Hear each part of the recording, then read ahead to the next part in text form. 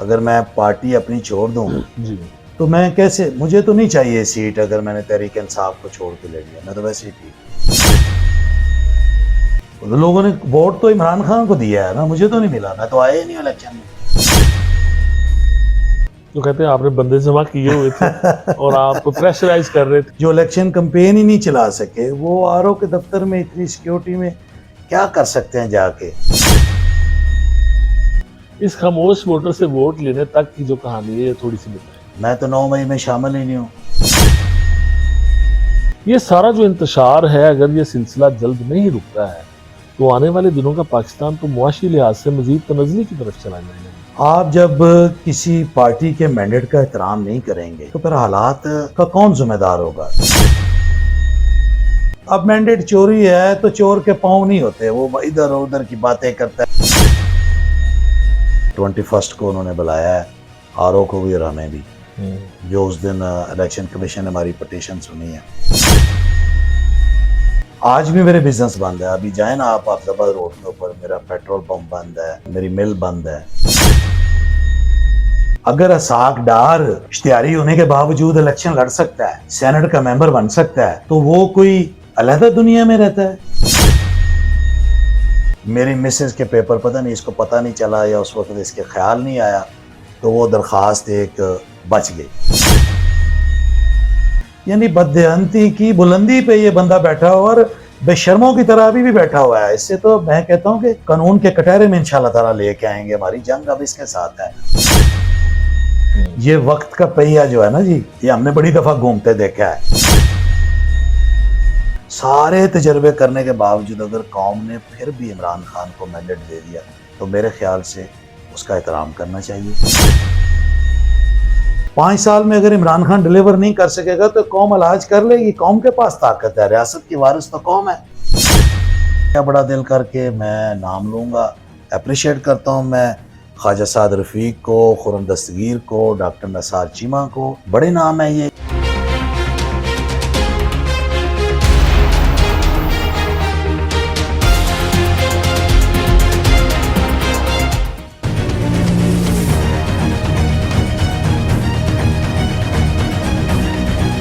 बिस्मिल्लाहिर्रहमानिर्रहीम, अस्सलाम वालेकुम। मैं हूं फैसल फारूक सागर और आप देख रहे हैं 11 न्यूज़। नाज़रीन किराम, पाकिस्तान में आम इंतखाबात के बाद मुख्तलिफ सियासी जमातों के रहनुमाओं से गुफ्तगू का सिलसिला आगे बढ़ाते हुए आज हम मौजूद हैं पाकिस्तान तहरीक इंसाफ के रहनुमा मियाँ तारिक महमूद साहब, जो साबिक MNA हैं, और हमारी बाजी राशिदा तारिक साहबा NA 77 से उन्होंने इलेक्शन में हिस्सा लिया।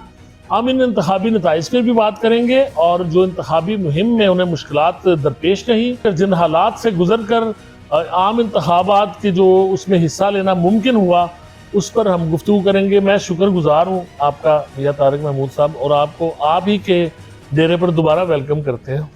आप आवाम में आज आपको देखा है और बड़ी खुशी हुई है, काफ़ी अरसे के बाद आप आए हैं। इससे पहले कि हम ये एक मुकम्मल कहानी है, ज़ाहिर है जो एक फेज़ था 9 मई के बाद, उस पर गुफ्तगू करें। सबसे पहले आप कमेंट कर दें, ये जो इंतखाबी नताइज आए हैं इस पर क्या कहेंगे? बिस्मिल्लाहिर्रहमानिर्रहीम। आपका शुक्रिया जी फैसल भाई, आप तशरीफ़ लाए। इंतखाबी नताइज बड़े वाज़ेह हैं, सारी कौम ने भी देखे हैं। इस हल्का के मेरे जो साथी हैं MA 77 और PMLN की जो लीडरशिप है बाखूबी इल्म रखती है, बड़ी वाज़ेह हमारी अभी भी 17,582 वोट हैं जो फॉर्म 45 के मुताबिक है। वो सिर्फ मुझे नहीं जा रही है, तमाम पार्टियों को मिले हैं। एक ही रेलेवेंट डॉक्यूमेंट होता है इलेक्शन कमीशन की तरफ से, जो किसी पार्टी के पोलिंग एजेंट को प्रिजाइडिंग ऑफिसर, असिस्टेंट प्रिजाइडिंग जारी करते हैं। वो हमारे पास 321 पोलिंग स्टेशन है, उनका रिजल्ट कंप्लीट मौजूद है। अब ये एक फजूल सी डिबेट है, कोई कहे जी मैं इतने से जीता हूँ, 40 घंटे हम प्रोटेस्ट करते रहे हैं, ठीक है। उसके बाद फॉर्म 47 जारी कर दिया गया हमारे अपोनेंट को, जो लेने भी नहीं आया।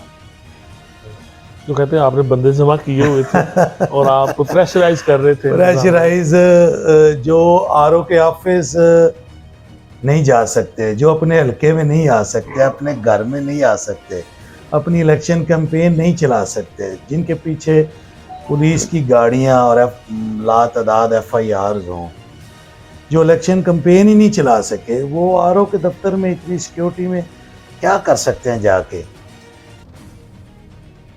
तो ये एक डिठाई के साथ, अब मैंडेट चोरी है तो चोर के पाँव नहीं होते, वो इधर उधर की बातें करता है, कहता है कि ये। तो अब मीडिया का दौर है, सोशल मीडिया है, हमने हर चीज़ सोशल मीडिया पे वायरल की है। चैलेंज करें ना एक बंदा हमारे ये 321 पोलिंग स्टेशन जो आए हैं। अच्छा, आप अपने रिलीफ के लिए, अपने नताइज जो दुरुस्त नताइज आप समझते हैं अपनी जीत को, उसके लिए आपको यकीनी बनाने के लिए आप अब क्या कर रहे हैं आगे? नहीं, हम इस रिज़ल्ट को पहले तो हमने कोई 40 घंटे के करीब एहतजाज करके, जब उन्होंने रात लेट दूसरे दिन रात 9 को, बल्कि 10 होने वाली थी, 10 हो ही चुकी थी, तो PMLN को जारी किया। तो फिर हमने उसको हाई कोर्ट में चैलेंज किया। हमारे पास ये रेमेडी थी हाई कोर्ट से। फिर हाई कोर्ट ने जितने भी, तकरीबन लाहौर हाई कोर्ट के डायरेक्शन आई कि आप इलेक्शन कमीशन तमाम लोग जाएँ। आपने देखा है, मीडिया में भी आया है। फिर हम लाहौर हाई कोर्ट से चले गए आप इलेक्शन कमीशन पाकिस्तान में। अब तो वहाँ हमारी ये 21 को उन्होंने बुलाया है, आरओ को भी और हमें भी, जो उस दिन इलेक्शन कमीशन ने हमारी पटिशन सुनी है। तो ये बातें तो चलती रहेंगी, कानूनी पेचीदगियाँ, डिलेट एक्ट और ये होता है, लेकिन असल तो बात ये है ना कि ये इंतहाई शर्मनाक ये अमल है जो हमारे साथ हुआ है कि आरओ हमें कहता है कि आप पार्टी वफादारी चेंज कर लें, मैं आपका रिजल्ट बना देता हूँ। चले छोड़ दें, PMLN को भी छोड़ दें, सबको छोड़ दें। आरओ के पास कौन से ऐसे अख्तियारात है कि वो मुझे कहे कि आप पार्टी वफादारी बदल लें, आपका मैं रिजल्ट जारी करता हूँ, तब मैं ठीक होगा, मैं वफादारी बदल लूँ। अगर मैं पार्टी अपनी छोड़ दूँ तो मैं कैसे, मुझे तो नहीं चाहिए सीट। अगर मैंने तहरीक इंसाफ को छोड़ के ले लिया, मैं तो वैसे ही ठीक, मुझे नहीं चाहिए। तो लोगों ने वोट तो इमरान खान को दिया है ना, मुझे तो नहीं मिला, मैं तो आया ही नहीं इलेक्शन में।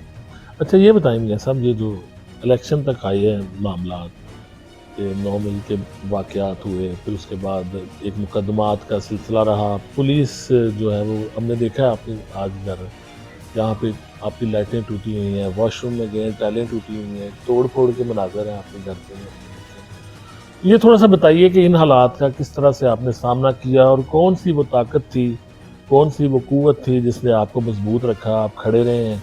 और ये जो खामोश वोटर हमने देखा है, ये तो ज़िंदगी में कभी देखा ही नहीं। इस खामोश वोटर से वोट लेने तक की जो कहानी है, थोड़ी सी बताइए। देखिए फैसल भाई, घर सारा तोड़ दिया। 9 मई पे मैं वाहिद गुजरांवाला में होऊंगा जो PTI का स्टेक होल्डर, टिकट होल्डर था। मैं तो 9 मई में शामिल ही नहीं हूँ, किसी एक वीडियो, किसी एक प्रोटेस्ट में मैं शामिल नहीं हूँ। और हमने कंडेक्ट भी किया कि जिन लोगों ने 9 मई किया है, इन्वेस्टिगेट करके सबको चलान करना चाहिए। उसकी कोई FIR आप पे बराह रास्त नहीं है? नहीं, मैं था ही नहीं किसी जगह पे। कोई मुझे दिखा दे, हजारों कैमरे हैं, हाँ जी, कोई फुटेज हो, कोई फुटेज दिखा दे, कोई सरकारी इदारा दिखा दे जी। मैं तो 9 मई में था ही नहीं। तो सबसे ज्यादा 9 मई की सजा मुझे दी गई है। आज भी मेरे बिजनेस बंद है। अभी जाए ना आप अफजाबाद रोड के ऊपर, मेरा पेट्रोल पंप बंद है, मेरी मिल बंद है, ठीक है। प्लाजा मेरा पिछले दिनों खुला है हाई कोर्ट के हुक्म से। तो ये तो अभी भी नहीं खोल रहे, ठीक है। तो लोगों ने वोट दिए, लोग इमरान खान की उस कास के साथ खड़े हो गए जो उसने पाकिस्तान के आम आदमी की जंग लड़ रहा है। इमरान खान रजीम चेंज के बाद जो मुल्क के हालात हुए, महंगाई में मार दिया लोगों को, उन सारे तजर्बाकारों ने मुल्क का बेड़ा गर्क कर दिया। लोगों ने फिर वोट के जरिए इंतकाम लेना था और खामोश वोटर ने, बिजली का बिल लोग अपने घर का सामान बेच के दे रहे हैं, तो लोग वोट देंगे। गैस का बिल लोग से दिया नहीं जा रहा, लोग की खुराक पूरी नहीं, बच्चों की फीसें दी नहीं जा रही, लोग बेचारे एक दूसरे के कर्जा मांग रहे हैं और लोग अपनी कीमती चीज़ें बेच के यहाँ तक पहुँचे हैं। लोगों ने इंतज़ार किया है, पंजाब के अवाम को मैं कहूँगा, पाकिस्तान में तो चलो सारे ही है, 8 फरवरी का इंतज़ार किया है। तो 8 फरवरी को लोग निकल आए हैं। तो हमें तो इलेक्शन लड़ने ही नहीं दिया गया। आप मीडिया वाले गवाह हैं इस बात के कि ये NA 77 मेरा हल्का है, मेरी मिसेस के कागजात फाइल ही गुम हो गई थी इसी आरओ ने। मतलब इसकी बददियानती आप देखें, PMLN के फॉर्म 47 से डिस्कस करने से पहले तो आप देखें ना पहले इसने हमारे कागजात ही नहीं लिए ही नहीं। नॉमिनेशन पेपर जो हमारे वकला थे, हमारा राइट था। अगर असाक डार इश्तिहारी होने के बावजूद इलेक्शन लड़ सकता है, सेनेट का मेंबर बन सकता है, तो वो कोई अलहदा दुनिया में रहता है। इस मुल्क का आइन हमें इजाज़त देता है कि FIR जो हुई है वो हमने फेस करनी है, और हमने बाकायदा अपना एक पैनल वकला का बनाया, तो स्ट्रेट फॉरवर्ड जवाब दे दिए। ऑफिस छोड़ के RO चला गया, फिर हम हाई कोर्ट गए, रिट ऑन द रिकॉर्ड, आज भी रिकॉर्ड पे है। जस्टिस बाकर नजवी साहब ने हमें बुला के रिलीफ दिया, उन्होंने कहा इनके कागजात दो। हाई कोर्ट के हुक्म से हमारी नॉमिनेशन पेपर फाइल हुए, सारे इसने रिजेक्ट कर दिए। मेरी मिसेस के पेपर पता नहीं, इसको पता नहीं चला या उस वक्त इसके ख्याल नहीं आया, तो वो दरख्वास्त एक बच गई। 12-13 को दोबारा निशानात अलाट होने थे, ठीक है। 13 को इसने हमें कह दिया कि वो विदड्रॉ कर गए हैं। यानी बड़ा गलीज किस्म का झूठ इसने बोला है इस शाहिद जो था, यानी बड़ा ही गंद घोला है इन सब ने मिल के। लेकिन इसने इतनी घटिया हरकत की है। फिर हम हाई कोर्ट गए दोबारा निशान लेने के लिए, तो जज साहब ने वहाँ कैंडिडेट को बुलाया, तो बुला के इसे पूछा, तो कैंडिडेट को पूछा आपने अपने नॉमिनेशन विदड्रॉ किए? इसने नहीं किया, हम तो इलेक्शन लड़ने के लिए निशान लेने गए थे। यानी बददेहंती की बुलंदी पे ये बंदा बैठा हुआ और बेशर्मों की तरह अभी भी बैठा हुआ है। इससे तो मैं कहता हूँ कि बिल्कुल कभी भी नहीं इसको कानून के कटहरे में इंशाल्लाह ताला लेके आएंगे। हमारी जंग अब इसके साथ है। जब भी कभी जिंदगी में मौका मिला, इससे ये जो नाइंसाफ़ी इसने हमारे साथ किया, इसका ज़रूर पूछेंगे इंशाल्लाह ताला। पाकिस्तान में आइन कानून की हुक्मरानी भी आनी है, सारी चीज़ें इन्वेस्टिगेट भी होनी है। ये वक्त का पहिया जो है ना जी, ये हमने बड़ी दफ़ा घूमते देखा है। ये शाह से ज़्यादा शाह का वफादार बैठा है कि नून लीग वाले आगे, उनकी गवर्नमेंट आ रही है, वो हमें पोस्टिंगें देंगे। वक्त बदलते देर नहीं लगती इस मुल्क में। इससे ज़रूर पूछा जाएगा कि आपने हमारे साथ ये किया। आपने सारे द्वार देखे हैं, हुकूमतें देखी हैं, अपोजिशन भी देखी है। ये बताएं मियाँ साहब, ये जो सियासी अदम इस्तेहकाम है, अब जो इलेक्शन के नताइज हैं, हम दोस्तों से गुफ्तगू भी करते हैं, तबादला ख्याल भी हो रहा है, सियासी हल्के भी बात कर रहे हैं, सियासी रहनुमाओं के दरमियान भी हुकूमत साजी पे गुफ्तगू जारी है। लेकिन ये देखें कि अब ये जो अदम इस्तेहकाम है मुल्क में, ये जो इंतशार है, अब मजीद एक आपकी पार्टी फिर एहतजाज की तरफ आ रही है। इस एहतजाज ने यहाँ तक जो बिलों का आपने जिक्र किया है कि लोग बिजली गैस के बिल देने के काबिल नहीं रहे, लोग अपनी चीज़ें बेच रहे हैं, लोगों के पास कोई जमा पूंजी नहीं रही है, लोग अपने घर का खर्चा चलाने के, किचन चलाने के काबिल नहीं रहे हैं। ये सारा जो इंतशार है, अगर ये सिलसिला जल्द नहीं रुकता है, तो आने वाले दिनों का पाकिस्तान तो मुआशी लिहाज से मजीद तनज़्ज़ुली की तरफ चला जाएगा। हाँ, ये तो ताकतवर हल्कों को सोचना चाहिए ना जी। ये नए तजर्बे करने से कौम ने मैंडेट दिया है इमरान खान।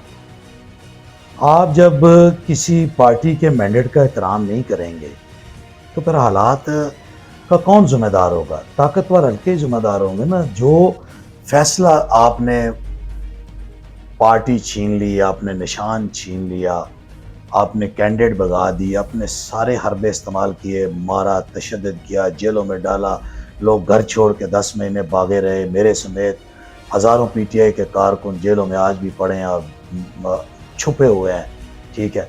सारे तजर्बे करने के बावजूद अगर कौम ने फिर भी इमरान खान को मैंडेट दे दिया, तो मेरे ख्याल से उसका एहतराम करना चाहिए और ट्रस्ट बढ़ाना चाहिए। इत्मीनान जब बढ़ेगा ना जी, तो फैसल भाई सारी चीज़ें ठीक होना शुरू हो जाएंगी।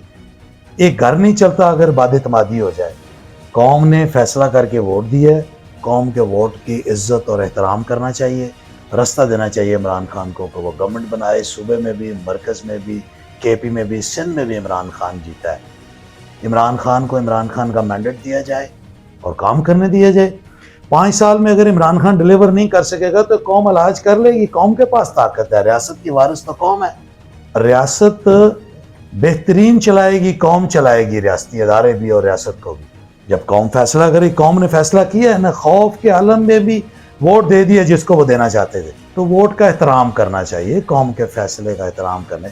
ये खाली पर्ची नहीं है, ये एतमाद है 25 करोड़ के मुल्क का। लोगों ने एतमाद किया। हमारी दरख्वास्त है ताकतवर हल्कों से भी कि आप भी हमारे अपने हैं, हमारे बड़े हैं, आप हम में से हैं, हम आप में से हैं। को गैर हैं। किससे लड़ाई लड़नी है? चले आप मुझे बता दें किससे किससे लड़ना है? किसी से भी नहीं। वो हमारे हमारे ही बेटे बेटियां बैठे हुए हैं ना अदारों में, हमारा ही खून है ना, हम ही लोग हैं ना वहां पे। बिल्कुल बिल्कुल। कौन है वो हमारे ही हैं। कोई अल्लाह माफ करे कोई किसी गैर से थोड़ा ही है। तो इसमें अना ख़त्म होनी चाहिए, रास्ता देना चाहिए। जैसे कुछ लोगों ने हार को तस्लीम किया बड़ा दिल करके, मैं नाम लूँगा, अप्रिशिएट करता हूँ मैं ख्वाजा साद रफ़ीक को, खुरम दस्तगीर को, डॉक्टर नसार चीमा को, बड़े नाम है ये। खुशी हुई है कि यार ये सियासी रवैये होने चाहिए कि अवाम ने फैसला दे और दिया। ये कम से कम जो है चंद शख्सियात की जानिब से हौसला अफजा बात है। मैं बहुत शुक्रगुजार हूँ मियां साहब आपका, आपके वक्त के लिए, और आपसे मिलकर बड़ी खुशी हुई काफ़ी अरसे के बाद। और ये भी हमारे लिए इत्मीनान की बात है कि आप और आपके अहले खाना खैरियत से हैं। आपके लिए नेक तमन्नाओं का इजहार करते हैं। Thank you. मियां तारिक महमूद साहब साबिक MNA 77 से हमारे साथ थे। बड़ी पॉजिटिव गुफ्तगू उन्होंने की, और गुफ्तगू के अख्ताम पे उन्होंने जो सियासी रवैये हैं, ख़ासतौर पर मुस्लिम लीग नून के चंद रहनुमाओं का उन्होंने जिक्र किया। और ज़ाहिर है कि वो रहनुमा इनके मुखालफिन में से हैं, सियासी मुखालिफ हैं, लेकिन उन्होंने कहा कि जमहूरी रवैये, अगर हम जमहूरी रवैयों का मुजाहरा करेंगे तो मुल्क के लिए माहौल बेहतर होगा, मुल्क में सियासी इस्तेहकाम आएगा। और अदारों से भी उन्होंने रिक्वेस्ट की है कि मामलात को मेरिट पर देखें। हम सब एक कौम हैं, एक मुल्क हैं, और अपने मुल्क के लिए हमें मिलकर काम करना होगा, और मामलात को किसी के साथ नाइंसाफ़ी नहीं होनी चाहिए, एक दूसरे के मैंडेट को तस्लीम करना चाहिए।